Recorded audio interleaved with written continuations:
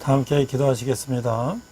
하나님 아버지 은혜를 감사합니다. 저희도 오늘도 비대면 온라인으로 예배드립니다. 상황이 여의치 않아서 저희들이 온라인으로 예배드리는 모든 성도님들, 또한 개인적인 사정으로 또는 병상에서 여러가지 환경 때문에 교회 나가지 못하고 함께 예배드리는 모든 성도님들에게 은혜가 있게 하시고 이 상황이 속히 회복되어서 우리가 함께 대면하며 예배할 수 있는 날이 속히 올 수 있도록 하나님 인도하여 주시옵소서. 오늘 신령과 진정으로 예배드리게 하시고 예배 가운데 은혜가 있게 하시며 또 말씀으로 승리하는 삶을 살기에 부족함이 없는 저희들에게 하여 주시옵소서. 감사드리며 예수님 이름으로 기도했습니다. 아멘. 자, 오늘은요 골로새서 두 번째 그리스도의 안의 자유라는 제목으로 골로새서 2장 8절부터 38절까지 골로새서 2장 말씀을 우리가 나누고자 합니다. 오늘도 골로새서 2장 성경을 펴놓고 함께 우리가 은혜를 나눴으면 좋겠습니다. 오늘은 특별히 영지주의, 신비주의, 율법주의 이런 이단들에 대해서 한번 우리가 살펴볼 것입니다. 이단이 나랑 무슨 상관이 있겠는가 라고 생각할 수 있겠습니다만 우리 주위에서는 알게 모르게 이단들이 엄청나게 활동을 하고 있습니다. 그래서 우리가 이런 이단에 대해서 아는 것이 굉장히 중요하다 이렇게 말씀을 드릴 수가 있겠습니다. 먼저 오늘 2장 8절 본문입니다. 성경 말씀 골로새서 2장 8절 말씀 우리가 한번 같이 읽어보도록 하겠습니다. 누가 철학과 헛된 속임수로 너희를 사로잡을까 주의하라. 이것은 사람의 전통과 세상의 초등학문을 따름이요 그리스도를 따름이 아니니라. 자, 누가 철학과 헛된 속임수로 너희를 사로잡을까 주의하라. 그러니까 세상에는 그런 철학이나 헛된 속임수로 성도들을 또는 예수 믿지 않는 사람들을 사로잡는 사람들이 있다는 거예요. 이런 사람들을 주의하라. 이것은 사람의 전통과 세상의 초등학문을 따르며 사람의 전통, 사람의 생각이라는 것이죠. 또 세상의 초등학문을 따르며 그리스도를 따름이 아니다라고 말하고 있어요. 자, 그래서 바울이요, 사도 바울이 모든 철학을 다 반대하는 것이 아니에요. 이것은 잘못된 철학에 대해서 말하고 있는 것이죠.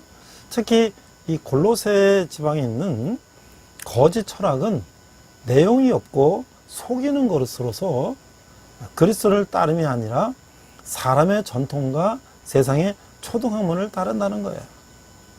자, 오늘 우리가 이 말씀을 한번 나눠보면서 우리가 성경에서 이단을 주의하라 라는 것이 이제 요한계시록에도 나오고 곳곳에 나오는데 갈라디아서도 나오고 곳곳에 나오는데 이 골로새서 2장은 아주 세심하게 아주 자세하게 몇 가지 이단에 대해서 설명하고 있어요.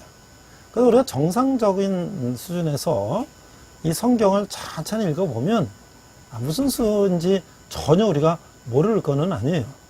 그렇지만 우리가 한번 같이 읽어보고 또 같이 나눠보면서 사도 바울이 이 네 가지 이단에 대해서 주의라고 한 것이 어떤 내용인가를 한번 살펴보고 또 우리도 이 세상 가운데 오늘날에도 많은 이단들이 활동하고 있는데요.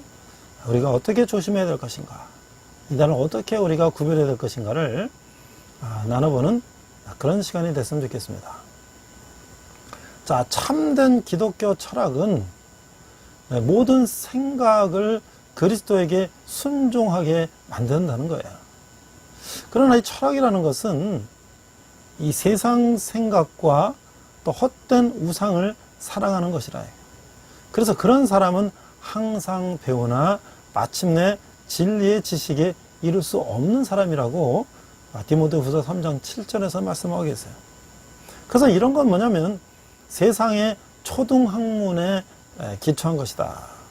이 초등학문은 이단을 부추기는 악한 영이며 그리스도께서는 이것을 깨뜨리고 승리하셨다. 초등학문이란 말이 갈라디아서도 나오고 여러 곳에서 나오는데요. 이것은 아주 기독교적인 것이 아니고 믿는 자들이 조심하지 않으면 이런 철학은 이들을 유혹해서 사로잡는다는 것이죠. 초등학문이라 그래서 이것이 아주 기초적이고 아주 그런 미약한 것이 아니라 그런 것들이 굉장히 인간의 말초를 자극하고 유혹해서 인간을 이단으로 꼬인다는 것이죠. 9절 보겠습니다. 그 안에는 신성의 모든 충만이 육체로 가시고, 그러니까 그 안에는 예수 그리스도 안에는 신성의 모든 충만이 육체로 가시고, 그런데 이 이단에는 그런 게 없다는 것이죠. 그래서 그리스도에게서 떠나면 공허함만 있을 뿐이다. 그 철학자 장폴 사르트르가 이렇게 말했다 그래요. 인생은 무의 바다에 떠있는 빈 거품이다. 이것은 전도서에서 나온 말씀인데, 그러나 그리스도의 충만한 신성은 육체의 형태로, 즉 완전한 인간의 모습으로 나타났다는 것이죠. 이 첫 번째 우리가 이야기하고 있는 것은 2장 8, 9, 10절은 영지주의에 대한 문제점을 지적하고 있는 것이에요. 그 영지주의적인 문제점은 그리스도의 신성을 부인하는 것이죠. 그래서 우리가 이 영지주의에 어떤 문제가 있는가를 우리가 첫 번째 구체적으로 살펴볼 것입니다. 우리가 오늘 4가지 이단의 문제점들을 살펴볼 것인데요. 자, 그래서 이 영지주의 이단은 그리스도의 인성과 신성에 도전을 제기하였다. 그래서 그리스도께서 인간으로 오신 것은 단지 그렇게 보였을 뿐이다. 가연설, 그냥 거짓으로 보였을 뿐이다. 이렇게 주장하기도 했던 것이죠. 그러나 바울은 그리스도께서는 완전한 신이시며 완전한 인간이시라고 확증하고 계신 것이죠. 요한일서 4장 1절 6절 말씀에 보면 그렇게 설명하고 있습니다. 자, 그러면 10절, 너희도 그 안에서 충만하여졌으니 그 모든 통치자의 권세의 머리시라. 그러니까 하나님의 모든 충만은 단지 그리스도 안에 있을 뿐만 아니라 믿는 자들도 그리스도 안에서 이 충만을 부여받았던 것이에요. 신자들의 삶의 충만은 그리스도의 충만에서 비롯된 것이죠. 그래서 믿는 자들은 그리스도를 통해서 하나님의 속성에 참여하는 것이죠. 왜냐하면 우리가 다 그의 충만한 데서 받으니 은혜 위에 은혜이기 때문이다. 자, 그래서 물론 이 말이 우리가 신의 속성에 참여한다는 것이 우리가 하나님 되다 그런 말이 아니라 우리가 하나님 안에 함께 하게 된다는 거예요. 그래서 믿는 자들은 하나님의 속성을 가지는 선에 참여하게 된다는 거죠. 그래서 우리가 하나님의 속성은 하나님이 가지고 계신 것도 있고 또 우리 인간도 같이 가진 게 있잖아요. 그래서 하나님이 가지고 계신 건 뭐예요? 전지전능하시고 무소부재하시고, 그러니까 모든 것을 다 하시고 올마이티 하시고 어디든지 계시고, 그렇죠? 이런 것들은 하나님이 가지고 계신 거고, 사랑과 공의와 이런 것들은 우리 사람들도 같이 가진 것이잖아요. 그래서 우리가 그런 것들을 전능하신 하나님과 같이 되는 것은 아니지만 우리가 하나님의 속성을 공유할 수 있는 사랑과 공의와 정의와 이런 속성들을 우리가 함께 할 수 있다는 것이죠. 그래서 모든 정사들과 권세 및 골로새인들로 하여금 그리스도에 따라 살지 않고 세상을 따라 살도록 하는 자들 위에 머리가 되신 이 몸에 거하게 된다. 첫 번째, 우리는 하나님의 속성에 참여하게 된다. 그래서 이 영주주의단들에 대한 이런 하나님의 인성과 신성을 부인하고 그들 나름대로 하나님을 해석하고 예수님을 해석하는 것에서 우리는 그들의 잘못된 것을 이제 알 수가 있는 것이죠. 그리고 우리는 하나님의 그런 공유된 속성에 참여할 수가 있는 것이죠. 두 번째로 율법주의의 결함에 대해서 우리가 또 한번 살펴보도록 하겠습니다.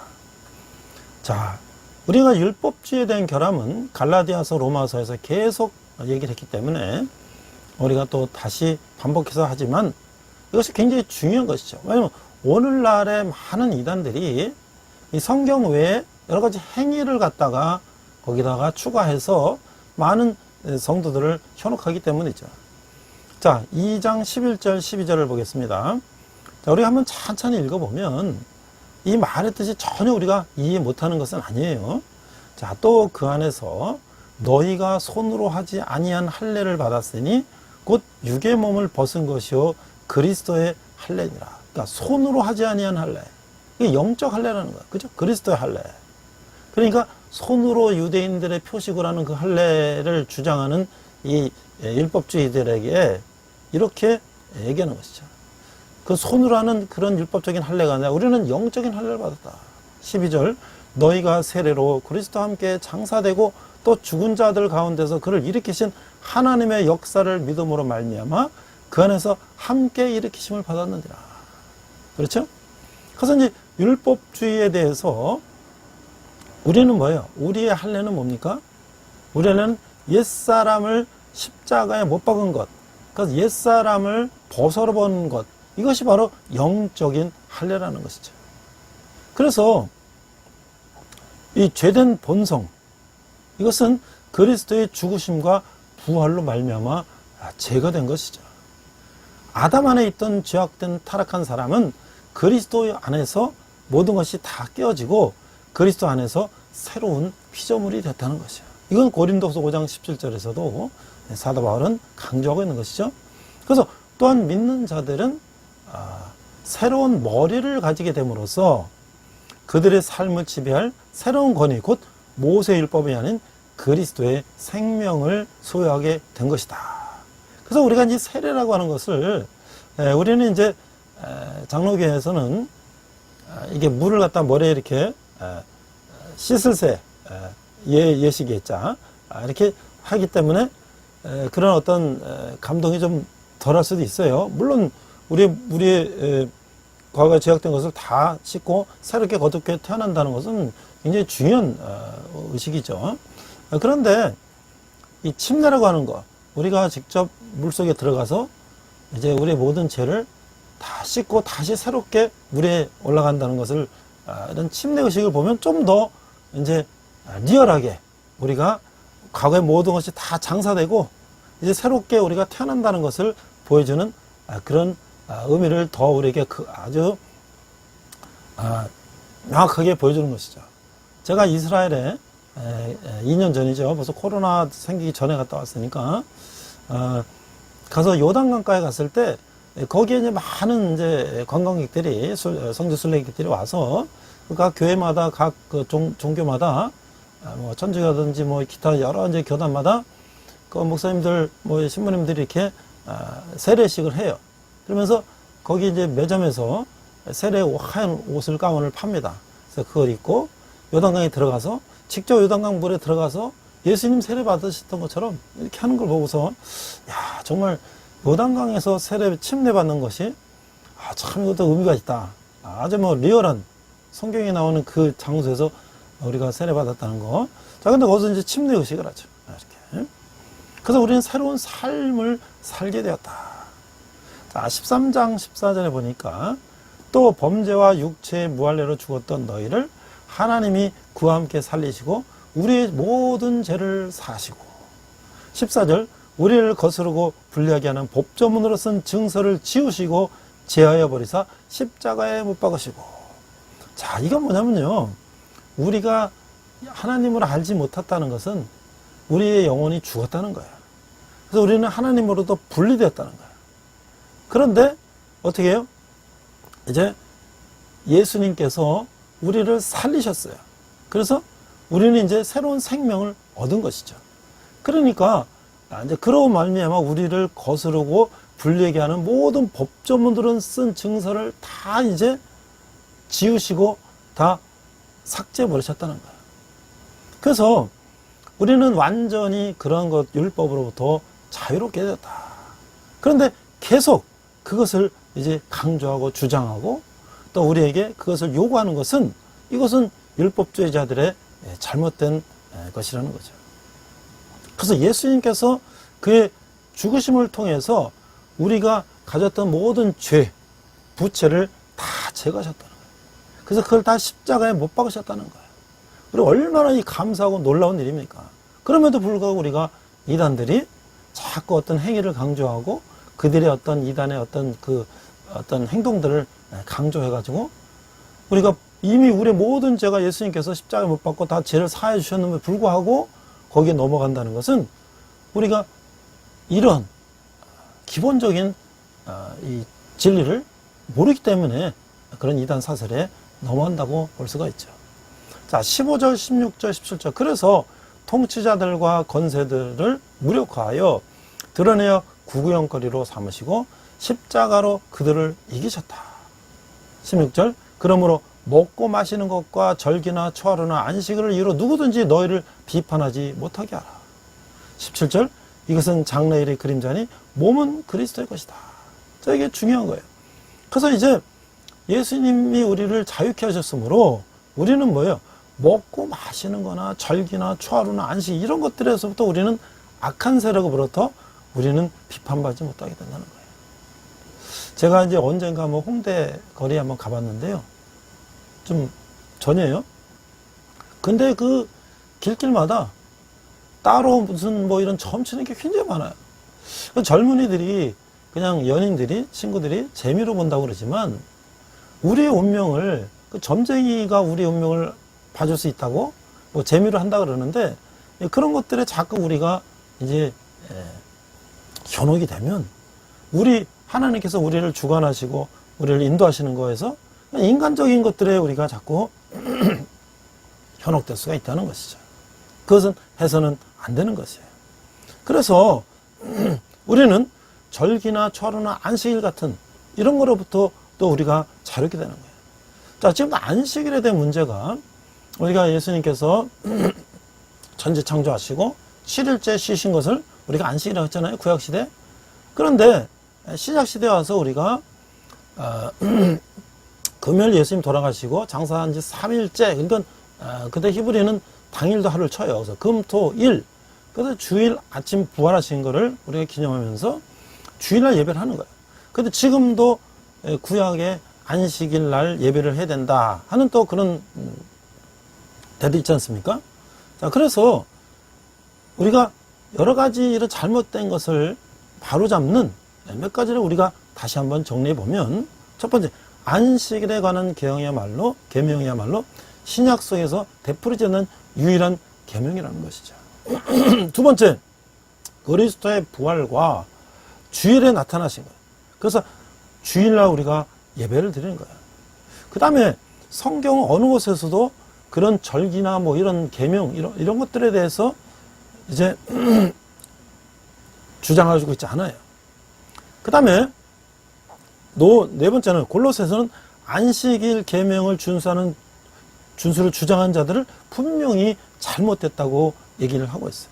그래서 결국 바울이 말한 것처럼 이 구약의 율법은 장래일의 그림자일 뿐이라는 거예요. 그러니까 우리가 그림자를 쫓아서는 안 되겠죠. 그렇죠? 그래서 이런 그림자를 쫓아서는 안 되고 우리는 이 장래 하나님께서 우리를 위해서 예비하신 그런 장래를 우리는 따라야 된다는 것이죠. 자, 세 번째는요. 또 한 가지 우리 젊은이들이나 또 많은 초신자들이 굉장히 현혹되기 쉬운 게 뭐냐면 신비주의라는 거예요. 신비주의. 자, 2장 18절 19절에 보니까 18절 아무도 꾸며낸 겸손과 천사 숭배를 이유로 너희를 정죄하지 못하게 하라. 그가 그 본 것에 의지하여 그의 육신의 생각을 따라 헛되이 과장하고. 자, 믿는 자들로 하여금 그리스도 안의 실제에서 벗어나서 율법의 그림자에 이르게 하는 것이 뭐냐면 그들로부터 상급을 뺏어가기 위해서 이제 이단들이 또 많이 강조하는 것이 뭐냐면 그런 신비주의예요. 그래서 이것은 경건의 모양은 있으나 그리스도 안에 있는 경건의 능력을 부인하는 거예요. 겉으로 드러나는 뭔가 그럴듯한 그런 어떤 행위를 통해서 많은 성도들을 현혹하는 것이죠. 그래서 이것들은 천사 숭배를 하는 것이라든지 뭐 여러 가지 그런 이제 방법들을 활용해서 굉장히 이 성도들을 미혹하는 거예요. 그래서 신비적인 명상에 빠지게 한다든지 그 신비적인 행위를 쫓게 한다든지 이런 것들은 이 신비자들이 추구하는 아주 상투적인 그런 방법인 것이죠. 19절 머리를 붙들지 아니하는지라 온몸이 머리로 말미암아 19절 머리를 붙들지 아니하는지라 온몸이 머리로 말미암아 마디와 힘줄로 공급함을 받고 연합하여 하나님이 자라게 하심으로 자랐느니라. 자, 율법적인 신비자들은 자신이 무엇인가 고차원적인 실제에 이제 접하고 있다고 이렇게 하는 거예요.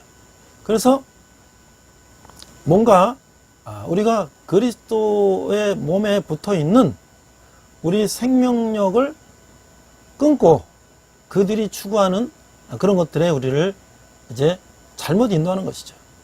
그러나 뭐예요? 요한복음 15장 5절 말씀처럼 나는 포도나무요 너희는 가지라. 그가 내 안에 내가 그 안에 거하면 사람이 열매를 많이 맺나니 나를 떠나서는 너희가 아무것도 할 수 없습니다. 자, 그러면 그런 신비주의자들은 왜 그런 것들을 하고 또 어떤 것들이 있을까요? 그래서 제가 자료를 좀 찾아봤어요. 최근에 신사도주의라는 이런 이제 운동에 대해서 한번 찾아봤는데요. 저도 실제로 그런 교회를 또 가봤어요. 그래서 제가 이제 안수를 받고 이제 제가 어떤 목회를 해야 될지 결정되기 전에 여러 교회들을 제가 이제 찾아가 봤는데요. 우연히 제가 이제 또 아는 분을 통해서 그런 교회를 갔는데 그게 이제 일종의 신사도 운동, 신비주의적인 그런 운동을 하는 교회였어요. 자, 우리가 이제 신사도주의라는 게 뭔가? 자, 이게 이제 오늘날 사도들이 끊어진 게 아니라 다시 새로운 사도들이 있다는 거예요. 그래서 이게 이제 그들이 에베소 4장 11절 말씀, 그가 혹은 사도로, 혹은 선지자로, 혹은 복음 전하는 자로, 혹은 목사와 교사로 주셨으니 이는 성도들을 온전케 하여 봉사일을 하게 하며 그리스도의 몸을 세우려 하심이라 라는 말씀을 가지고 이제 오늘날도 그런 새로운 사도들이 있다, 이렇게 얘기하는 거예요.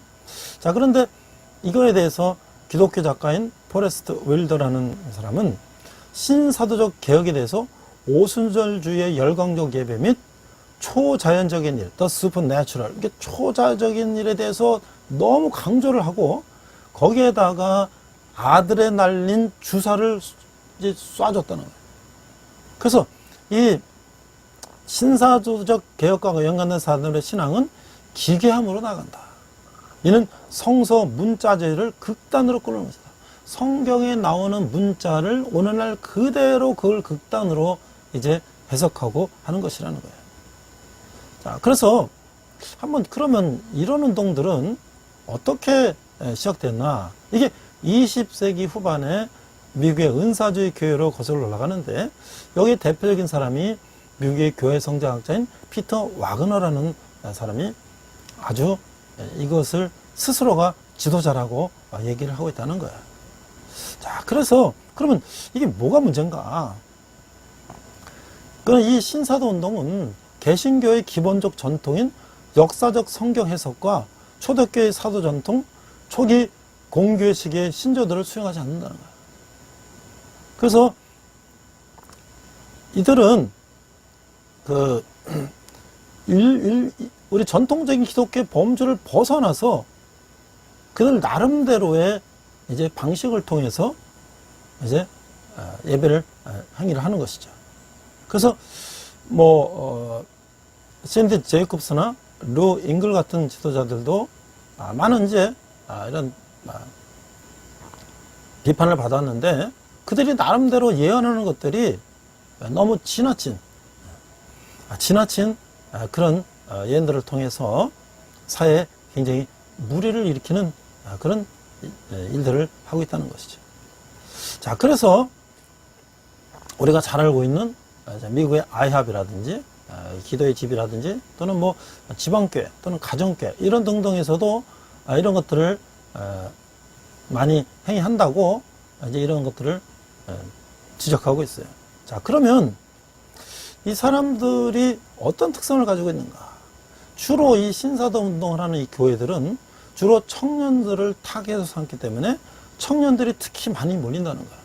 그래서 이들에게 하는 예언이 되게 비슷한데, 내가 너를 큰 자로 세우겠다, 내가 하는 일을 이루겠다, 뭐 이렇게 하면서 청년들을 굉장히 현혹하는 것이죠. 특별히 그 이단들이 앞으로 이제 직장을 찾기 위해서 여러 가지 힘든 과정 속에서 또는 이 어떤 정의감에 불타서 사회의 어떤 그런 부조리나 이런 것들을 굉장히 막 분개하는 이런 청년들, 미래에 대한 꿈이 있지만 현실은 좌절된 그런 청년들에게 계속 그들을 갖다가 이제 현혹해서 내가 너를 큰 자로 세우겠다. 청년들이 그 혈기에 얼마나 이런 것들에 빠져들겠어요. 이런 것들은 사실은 과거 2차 세계대전 이후에 그 베이비 부모, 그 세대들의 어떤 히피라든지 반체제 반전 평화 운동 이런 것들도 미국에서는 상당 부분 영향을 줬다는 게 역사적인 사실인 거예요. 자, 그리고 이들은요, 너무 그런 예배를 통해서 또는 그들의 집회를 통해서 현상적인 거에 너무 강조를 한다는 거예요. 그래서 뭐 예배 중에 뭐 찬양 중에 쓰러지고 울부짖고 임파테이션이라는 게 뭐냐면 내 능력을 이렇게 나눠준다는 거예요. 그래서 그들이 막 인도자가 성령, 불 뭐 이런 단어를 외치면 막 쓰러지고 말이죠. 이런 것들이 자연적으로 예배를 드리면서 받은 그런 은사가 아니라 이것들을 그냥 형식적으로 행위적으로 가식적으로 이런 것들을 하면서 많은 사람들이 여기는 뭔가 다르다 라는 것들을 이제 심어주는 것이죠. 그래서 그런 앞에도 얘기했지만 그런 아니면 말고식의 어떤 그런 예언을 통해서 뭔가 센세이셔널한 메시지를 전달한다든지, 그래서 뭐 되면 내가 한 거고 아니면 이거는 뭐 다른 어떤 무슨 이유 때문에 안 됐다 뭐 이거 말하기 쉽지 않습니까?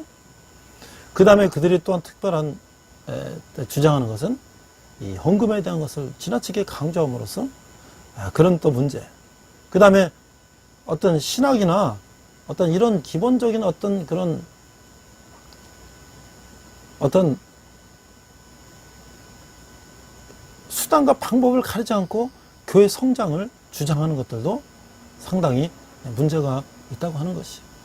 그래서 오늘날 우리가 일부 교회들도, 대형 교회들도 이런 부분들을 갖다가 교회에 도입하고 또 이런 행위들을 하는 것들을 볼 수 있는데, 저는 이런 어떤 그 기도나 어떤 이런 것들이 뭐든지 다 잘못됐다는 것이 아니라, 과연 우리가 예배라고 하는 걸 통해서 하나님께 우리가 나아가는 것인데, 여기에 다른 어떤 심리적인 것, 다른 어떤 행위적인 것들을 가미함으로써 그걸 인위적으로, 성령으로 인해서 하는 것이 아니라 인간적인 행위로 인위적으로 이런 것들을 가미해서 많은 사람들을 현혹하려고 하는 이런 의도들은 분명히 이것은 잘못됐다고 하는 것이죠. 이건 성경적이 아니라는 것이죠. 인본주의적이라는 것이죠. 자, 마지막으로 이제 우리가 금욕주의에 대해서 한번 나누고 오늘 4가지를 마치겠습니다. 영주주의, 율법주의, 신비주의, 금욕주의. 자, 그리스도께서 면제하셨다. 우리가 어떤 것을 해야 되고 말아야 되고 이런 것들은 이미 다 그리스도께서 우리에게 다 죄를 다 제하해 주셨다. 그러니까 그런 것들에 우리가 얽매일 필요가 없다는 것이죠. 20절, 너희가 세상의 초등학문에서 그리스도와 함께 죽었거든 어째여 세상에 사는 것과 같이 규례에 순종하느냐. 곧 붙잡지도 말고 맛보지도 말고 만지도 말라는 것이니. 자, 그래서 율법주의와 신비주의자들이 하는 것이 또 금욕주의. 그래서 뭐 이거 하지 마라 저거 하지 마라. 그러나 그것은 이미 예수님께서 다 우리에게 용서하시고 다 사하셨기 때문에 그런 어떤 율법적인 그런 금욕주의에 우리가 매일 필요가 없다는 것이에요. 22절, 23절, 이 모든 것은 한때 쓰이고는 없어지리라. 사람의 명령과 가르침을 따르느냐? 23절, 이런 것들은 자의적인 숭배와 겸손과 몸을 괴롭게 하는 데는 지혜 있는 모양이나 오직 육체 따르는 것을 금하는 데는 조금도 유익이 없느니라. 그래서 마치 다른 종교에서 고행이라는 이름으로 내 육신을 고행을 해가지고 내가 어떤 경지에 이른다. 이런 것처럼 인간의 행위를 통해서 거기에 도달하려고 하는 이런 노력들은 그건 정말로 그건 인본주의적인 것이죠. 왜? 예수님께서 우리의 죄를 모두 다 용서하셨기 때문에 우리는 정상적인 삶을 통해서 얼마든지 우리가 하나님 앞에 갈 수 있다는 것이죠. 그래서 그런 것들이 바로 할례라든지 또 육체를 따르도록 하는 그런 엄격한 규율이라든지 말이죠. 그래서 이런 또 음식에 대한 규율이라든지, 물론 음식이라는 규율이라는 것이 우리가 건강을 지키기 위해서 하는 것들, 레위기에서 말한 모세를 통해서 하나님께서 이스라엘 백성들에게 이걸 먹지 말라. 그건 오늘날도 굉장히 유익한 거죠. 그런 것들을 우리가 조심한다면 여러 가지 질병으로부터 우리가 자유로울 수 있는데, 그러나 그 이상 인간적인 기준을 정해서 그런 것들을 하는 것은, 이것은 분명히 잘못됐다는 거예요. 먹고 마시는 모든 것들은 하나님께서 우리에게 주신 것이고 우리가 그거로부터 자유할 수 있다는 거예요. 물론 사도 바울은 이렇게 말씀했어요. 제사 지는 음식들을 먹어야 마느냐. 그런데 초신자들이 볼 때 이 믿는 사람이 제사 지는 음식을 먹는 걸 보면, 아니 어떻게 저 제사 지는 음식을 먹냐, 이방신에게 제사 지는 거 어떻게 먹냐. 그래서 그들이 실족할 수 있다면 그러면 나는 그걸 먹지 않겠다. 그러니까 이 바울은 분명히 이 초신자들 실족하면 먹지 않는다. 그러나 자기는 그런 것보다 자유로운 사람이라는 거예요. 그러니까 우리가 하나님의 백성은 그런 따로 점이라든지 또는 어떤 신비주의라는 거라든지 또는 어떤 이단이 강조하는 그런 행위적이라는 거든지 이런 것부터 우리는 모두 벌써 자유롭게 되었다는 것이죠. 마지막으로 제가 지난주부터 우리 학생들에게 한 학기 동안 제가 신구약 성경인물에 대해서 강의를 하고, 그 학생들이 이제 한 학기 동안 배운 이야기를 이제 쓴 것을 제가 익명으로 한번 나누고 있어요. 자, 오늘은 무교라고 본인이, 자기는 무교라고 하는 학생이 이렇게 썼어요. 내가 첫째 이 과목을 들었을 때 무교인 내가 이 강의를 제대로 이해할 수 있을까? 과제들을 잘 할 수 있을까? 라는 생각이 들었다는 거예요. 그런데 과제를 하나하나 해가면서도 내가 지금 이거 잘하고 있는 건가? 맞는, 엉뚱하게 쓰고 있는 거 아닌가? 이런 것들을 염려했다는 것이죠. 제가 과제를 학생들한테 내주면, 뭐 과제라는 게 어려운 게 아니에요. 오늘 아브라함을 공부했으면 아브라함에 대해서 써보라. 근데 그걸 뭐 외워서 쓰는 것도 아니고요. 한 주간 집에 가서 인터넷 찾아가지고 그런 걸 한번 정리해 보는 거예요. 물론 교회를 잘 다닌 학생들도 알긴 알지만 그 정리해 쓰는 거 쉽지 않잖아요. 전혀 교회를 다니지 않은 학생들은 물론 이 성경 과목을 배우고 싶어서 수강하고 공부를 하지만 인터넷을 찾아서 정리해 보라는 것인데, 그러면서 이제 공부가 되는 것이죠. 그런데 제가 항상 주장한 게 뭐냐면 반드시 출처를 달아라. 내가 어떤 자료를 내가 인용했다는 출처를 달아. 왜냐하면 교회는요, 인터넷에는 상당히 많은 이단들도 그들의 교리를 그대로 갖다 올려놨기 때문에 우리가 뭐 하느님 그러면 이건 천주교에서 올린 거고, 하나님 그러면 이건 기독교에서 올린 거 아니겠습니까? 개신교에서. 이런 것부터 그 겉으로는 우리가 잘 모르지만 그 내부적으로 상당히 이단 사설들을 많이 올라가기 때문에 이게 내가 어떤 자료, 누구 목사님 글에서 올렸다, 또 이걸 밝히라는 거야. 그러니까 이 학생들이 그런 것들에 대해서 내가 잘 하고 있나? 네, 그랬다는 거예요. 자, 그런데 어릴 적에 부모님을 따라서 교회를 다니고 성경책을 읽은 적이 있었기 때문에 그때는 아무 생각 없이 읽었는데 이것이 과제로 나올 때 내심 반갑고 새롭게 조사하면서 알아가는데 재미를 붙이게 됐다. 자, 이런 것들이 참 재밌는 거죠. 내가 단편적으로 알았던 것을 전체적인 흐름 속에서 이제 한 파트로 나오는 걸 보면, 아, 이게 여기에 있었더구나. 내가 알 수 있다는 거죠. 자, 이 학생이 이제 경영학과 학생인데, 경영 조직이라는 전공 강의를 들은 적이 있는데, 제가 이제 신구약 성경 인물의 리더십의 이라고 이렇게 했어요. 그래서 학생들이 좀 더 믿지 않는 학생들도 쉽게 접근할 수 있도록. 그런데 그거를 자기가 경영학과 학생인데 경영학과에서 배운 거랑 연관지기해서 이렇게 모세의 리더십, 아브라함의 리더십, 뭐 이렇게 삼손의 리더십 해보니까 재밌잖아요. 그렇죠? 삼손의 리더십은 어때요? 그가 나신으로 태어났지만 그가 데릴라한테 꼬임을 당해서 블레셋에 잡혀가서 머리 잘리고 거의 그냥 그런 죽음을 맞게 되는 거죠. 비참하게. 그런 걸 통해서 이 삼손의 리더십의 장단점을 비교해보는 거예요. 물론 마지막 그가 회개하고 블레셋을 이제 다 몰살시키고 죽었지만 그러면서 과절하면서 인물들의 리더십을 조사 보니 닮고 싶은 일도 없고 뭐 이런 여러 가지 인물들이 이제 생각이 났다는 거예요. 그래서 이 학생은 이제 아브라함의 리더십이 굉장히 마음에 왔다는 거예요. 그러면서 이런 것들에 대해서 쭉 이제 이렇게 정리를 하고 있어요. 그 타인을 향한 존중과 배려, 자신을 믿는 힘과 자신을 믿을 수 있는 힘을 기를 수 있는 능력, 이런 것들을 기르고 싶다. 자, 그런데 여기서 저는 중요한 게 있어요. 자, 이 학생이 한 학기 동안 공부하면서 이제 얼마 남지 않았지만 사회생활을 하고 나중에 이야기지만 능력을 기른과 동시에 타인에게서 존중받을 수 있고 나 또한 타인을 믿고 존중하고 배려주는 믿음직스러운 상사가 되어보자고 하는 다짐을 하게 만든 인물이다. 이게 중요한 것이죠. 그래서 우리가 이 강의를 들으면서 단순히 성경 인물의 리더십과 성경에 나오는 것만을 배운 것이 아닌 어느 날 내가 어떤 사람이 되고 싶은지 이런 것들을 생각할 수 있도록 다시 한번 생각하고 돌아볼 수 있도록 만들어진 강의였던 것 같습니다. 그래서 이제 저에게 감사를 했어요. 그러니까 우리가 신앙생활 한다는 것은 뭡니까? 우리가 신앙생활 한다는 것은 그 종교 행위 자체에 모든 주안점을 두는 것이 아니라 우리가 예수 그리스도를 믿음으로만 말미암아 세상 가운데서 어떤 삶을 사는 것인가, 빛과 소금의 삶을 사는 것이 중요한 거 아니겠어요? 그러나 그 이단들은 어떻습니까? 거기에 빠져들어서 나가지 못하게 하고 그 안에서 모든 것들을 다 바치도록 만드는 것은 이것은 하나님께서 예수님을 통해서 이 땅에 우리의 죄를 용서하시고 또 우리가 하여금 이 세상을 변화시키도록 하시는 우리의 세상의 그리스도의 형상을 따라서 하나님의 형상을 따라 지음받은 우리가 그리스도의 장성한 분량대로 이 땅에 사는 것을 해방하는 것이죠. 그래서 어떻게 보면 우리의 신앙이 정상적인 신앙이 굉장히 무미건조하고 단순한 것 같지만 그것이 진정한 신앙이라는 것이죠.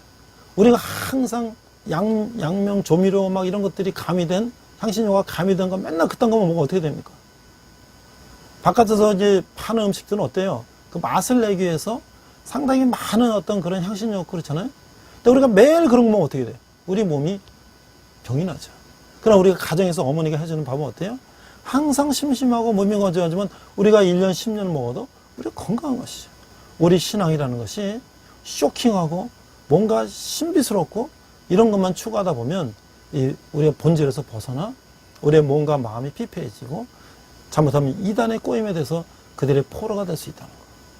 우리가 그런 것들을 깨닫고 우리는 절대 이단에 빠지지 않고 올바른 신앙을 정립하고 우리가 세상 가운데 승리하며 이 정상적인 삶, 우리 학생처럼 정상적인 삶, 내가 나중에 직장에 가서 이런 상사가 돼서 이런 삶을 사는 것, 이것이 우리의 진정한 신앙이 아닌가 생각합니다. 우리 함께 기도하겠습니다. 하나님 아버지 은혜를 감사합니다. 세상 가운데 아직도 많은 이단들이 우리를 꼬이고 있습니다. 우리가 말씀을 제대로 알고 이런 거에 꼬임을 당하지 않고 우리가 올바른 신앙을 가지고 또 세상 가운데 세상을 변화시키는 저희가 되게 하여 주시옵소서. 감사드리며 예수님 이름으로 기도했습니다. 아멘.